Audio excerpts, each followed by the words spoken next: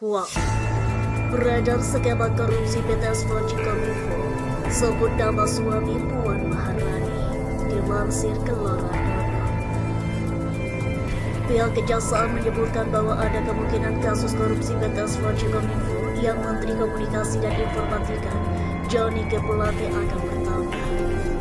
Terkait dengan pihak yang terlibat dalam kasus korupsi ini, skema korupsi PT Aswanci Kominfo beredar di media sosial yang sebut nama suami Puan Maharani. Sedangkan Ketut Sumadeda selaku Kapus Penkum Kejagung menjelaskan bahwa pihaknya sedang mendalami kemungkinan adanya aliran dana dari kasus dugaan korupsi pembangunan dan penyediaan infrastruktur PT Aswanci di balik Kemenkominfo ke partai politik atau parpol. Kami dalami dengan penetapan Johnny G. Plate sebagai tersangka. Kami tidak berhenti begitu saja, utak-utaknya. Dalam video yang beredar di media sosial menyebutkan pihak-pihak yang terlibat dalam proyek infrastruktur PT Aswanci dan infrastruktur pendukung paket 1 hingga 5 bakti Kementerian Komunikasi dan Informatika atau Kemenkominfo. Adapun pihak yang terlibat dalam kasus korupsi tersebut, menurut video yang diposting di akun @David_Ismail adalah perusahaan vendor yang menyuplai mulai dari panel surya, tower serta BTS serta VC. Adapun nama yang disebutkan dalam video tersebut antara lain 1.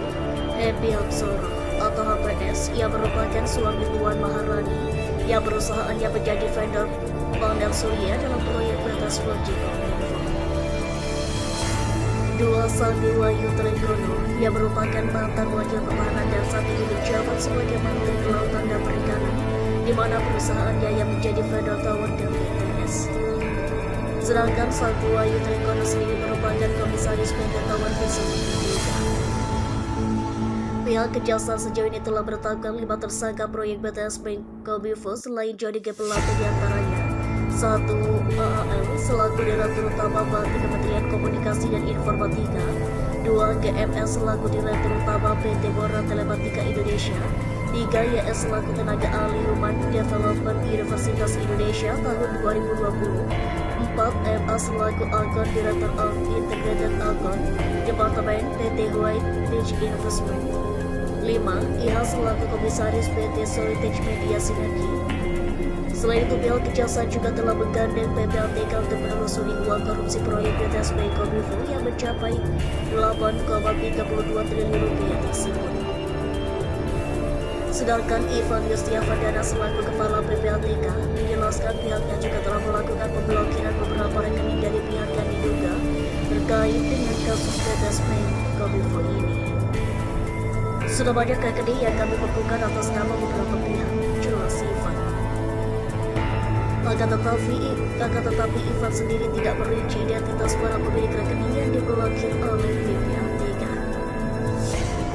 Menurut Ivan, pemblokiran sejumlah rekening tersebut dilakukan untuk memudahkan proses analisis yang dilakukan PPATK.